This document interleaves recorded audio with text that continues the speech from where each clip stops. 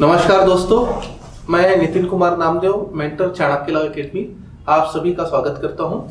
आज हम जो है आपके सामने छत्तीसगढ़ सिविल जज में चयनित 8वें स्थान में प्रज्ञा अग्रवाल जी के साथ एक साक्षात्कार जो है प्रस्तुत कर रहे हैं। उनके जीवन के कुछ पहलुओं को आपके सामने हम जो है इस साक्षात्कार के माध्यम से आपके सामने लाने का एक छोटा सा प्रयास कर रहे हैं।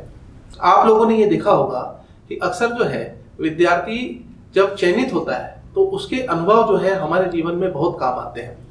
तो मैं यहाँ पर आज जो हमारे सामने प्रज्ञा अग्रवाल जी बैठी हैं, उनके साथ कुछ उनके अनुभव को आपके साथ साझा कर रहा हूँ और आपका चाणक्य लॉ एकेडमी के इस साक्षात्कार कार्यक्रम में फिर से स्वागत करता हूँ। प्रज्ञा जी, सबसे पहले तो मैं आपको बधाइयाँ देता हूँ कि आपने अपने लक्ष्य को प्राप्त किया और एज अ सिविल जज छत्तीसगढ़ में अपॉइंट हुई हैं।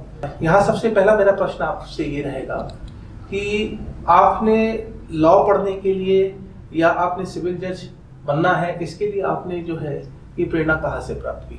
ये मेरा एक बचपन का सपना है। मैंने सिर्फ एक ही सपना देखा है बचपन से ही कि मुझे जज बनना है। और फिर जब मैं लॉ करी तब मुझे समझ में आया कि कैसे प्रिपेयर करना स्टार्ट करना चाहिए। उसके बाद मैंने कोचिंग ज्वाइन करी और फिर मुझे समझ आया कि किस किस लेवल का एग्ज़ाम होता है, किस तरीके से प्रिपेयर करना चाहिए, और फिर मैंने स्टार्ट किया प्रिपरेशन। अभी आपने कहा कि ये आपका बचपन का सपना है, तो आप पहली बार अपने बचपन में कब ये दिल से महसूस किए थे कि आपको जज बनना है? कोई उम्र, कोई एक अनुभव, कोई ऐसी बात जहाँ से आपने पहली बार अपने आप को इस पद के लिए चयनित करने के लिए, इस पद की तरफ जाने के लिए अपने आप को कुछ सोचा होगा? सर एक्चुअली मैं जब क्लास 6th में थी तब मुझे रियलाइज़ हुआ कि ये भी कोई पोस्ट होती है।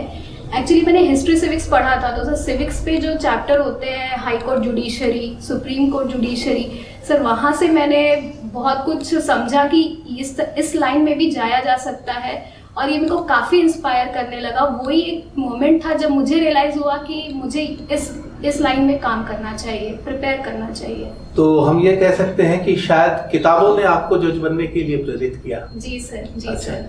आपका एक छोटा सा परिचय मैं चाहूँगा ताकि आप अपने सामने जो इस वीडियो को देख रहे हैं तो आपके बारे में कुछ जान सके। तो एक छोटा सा परिचय, आप कौन हैं, कहाँ से हैं, कहाँ से आपने अपनी स्कूलिंग की, क्या आपका एक बैकग्राउंड है? जी सर, मैं क्लास 10th तक सालेम इंग्लिश स्कूल से पढ़ी हूँ। फिर क्लास 12th मैंने महर्षि विद्या मंदिर रायपुर से ही किया है। फिर सर मैंने BA LLB Pandit Ravishankar Shukla university Raipur से ही पास किया है। उसके बाद सर मैं 1 साल sir as a law intern Chhattisgarh law and legislative department में काम किया है। उसके बाद सर मैं 1 साल पहले मैंने प्रीलिम्स का एग्ज़ाम दिया। उसके बाद सर मेंस और इंटरव्यू अभी दिया मैंने। जैसा कि मैं जानता हूँ कि आपका फर्स्ट अटेम्प्ट था और फर्स्ट अटेम्प्ट में आपने जो है आज इस मुकाम को प्राप्त किया है, जो कि बहुत बड़ी उपलब्धि होती है।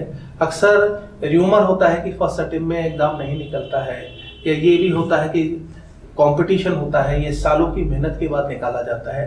तो आपने कैसी स्ट्रेटजी अपनाई या आपने किस तरह से अपने आप को प्रिपेयर किया कि आप फर्स्ट अटेम्प्ट में जो है इस एग्जाम को निकाल सके?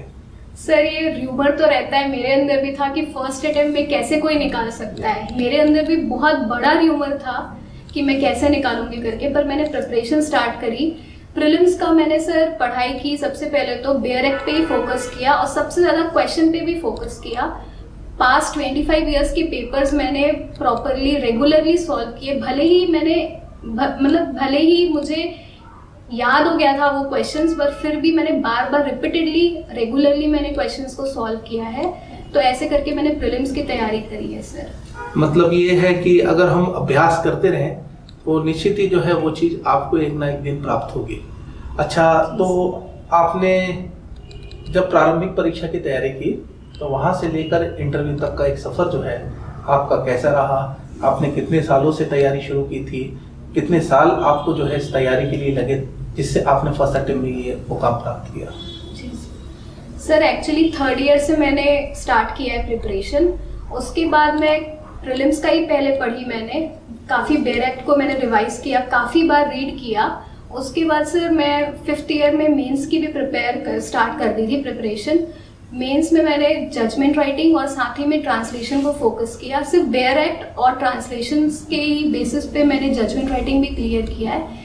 सर इंटरव्यू में मैंने लॉ पे फोकस किया और साथ ही में जनरल नॉलेज पे भी फोकस किया, क्योंकि सर लीगल अफेयर्स और साथ ही में करंट अफेयर्स भी पूछे जाते हैं। इस वजह से मैंने लीगल और साथ में करंट अफेयर्स दोनों पे फोकस किया था सर इंटरव्यू में। जजमेंट राइटिंग की तैयारी आपने कैसे की, क्या क्या पहलू जो थे उसको आपने विशेष रूप से ध्यान दिया, और आंसर राइटिंग करते समय जजमेंट जब हम लिख रहे हैं तो कौन सी चीज़ों से हमें बचना चाहिए? सर मेंस में जजमेंट राइटिंग होता है एक पार्ट, जिसमें कि मैंने काफ़ी सारे जजमेंट्स को जो एमपी और छत्तीसगढ़ में पूछे गए हैं उसके क्वेश्चंस रेगुलरली सॉल्व किए सर, सिविल और क्रिमिनल दोनों सॉल्व किए।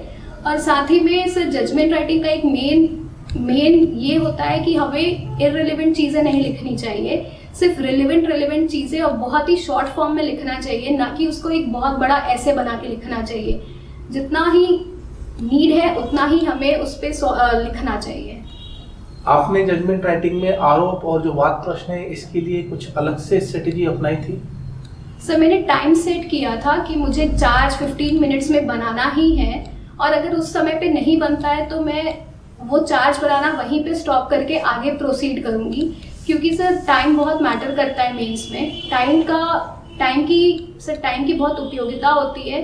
अगर टाइम पे पेपर ख़त्म नहीं होता है तो सर ये हमारे लिए बहुत ज़्यादा डिसएडवांटेज हो जाता है। इस वजह से टाइम बहुत मैनेज करना पड़ता है, चाहे वो प्रीलिम्स का एग्ज़ाम हो चाहे फिर वो मेंस का एग्ज़ाम हो। मतलब हम ये कह सकते हैं कि अगर आपको मेंस क्वालिफाई करना है तो टाइम मैनेजमेंट आपका परफेक्ट होना चाहिए। जी सर, राइटिंग स्पीड और टाइम मैनेजमेंट और साथ ही में हैंड राइटिंग, तीनों चीज़ें बहुत होनी चाहिए, परफेक्ट होनी चाहिए।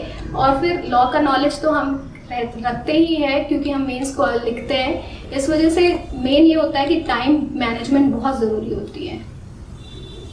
इंटरव्यू आपने क्वालिफाई किया जी और आज आप जो है एक अच्छे पद के लिए चयनित हुए हैं, तो कुछ क्वेश्चन जो इंटरव्यू में आपको पूछे गए हैं जो आपके अनुभव में आप साझा करना चाहेंगे, और ऐसे कुछ क्वेश्चन जो आपको बहुत वहाँ पर विशेष रूप से ऐसा लगा कि नहीं ये प्रश्न जो है मुझसे अलग पूछा गया, तो कुछ क्वेश्चन इंटरव्यू के आप ये जो किए गए हैं वो आप साझा करना चाहेंगे?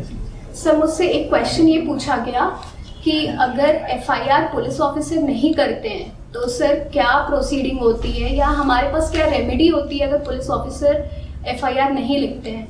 तो सर मैंने उन्हें आंसर किया कि सबसे पहले हम एक रिटन एप्लीकेशन देंगे सुपरिटेंडेंट ऑफ पुलिस को सेक्शन 154 सीआरपीसी में। अगर इसमें भी रेमेडी नहीं मिलता है तो हम ऑल्टरनेटिवली कंप्लेंट फाइल कर सकते हैं मजिस्ट्रेट को सेक्शन 200 सीआरपीसी में।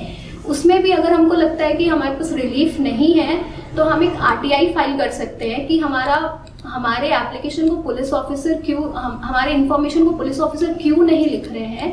अगर इससे भी हमको रेमेडी नहीं मिलती है तो हम एक रिट फाइल कर सकते हैं जिसे कहते हैं रिट ऑफ मैंडेमस।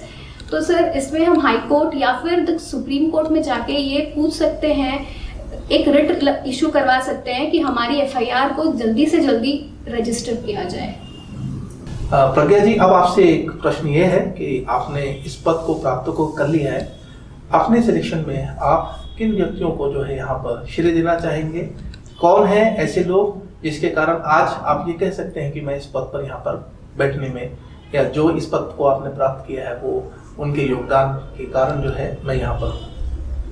सर सबसे पहले तो मैं कोचिंग जहाँ मैंने पढ़ाई की है चाणक्य लॉ अकेडमी में मेंटर नितिन सर को बहुत सारा थैंक्स करना चाहूँगी, जिसने मुझे सर 3rd ईयर से झेला हुआ है। वो 3rd ईयर से ही मेरे पीछे सर काफ़ी मेहनत की है। सिर्फ मेरे पीछे नहीं सर, काफ़ी लोगों के हर एक बच्चे को उन्होंने प्रॉपरली अटेंड किया है, जिसकी वजह से हम आज यहाँ पे हैं। और साथ ही में सर मैं अपने सारे फ्रेंड्स को जो कि सर डायरेक्टली या इनडायरेक्टली मुझे बहुत सपोर्ट किए हैं। सर कुछ फ्रेंड्स ऐसे भी हैं जिनका एग्ज़ाम था उसके बाद भी उन्होंने मुझे 100% सपोर्ट किया है, मैं उनका भी बहुत थैंक्स करना चाहूँगी।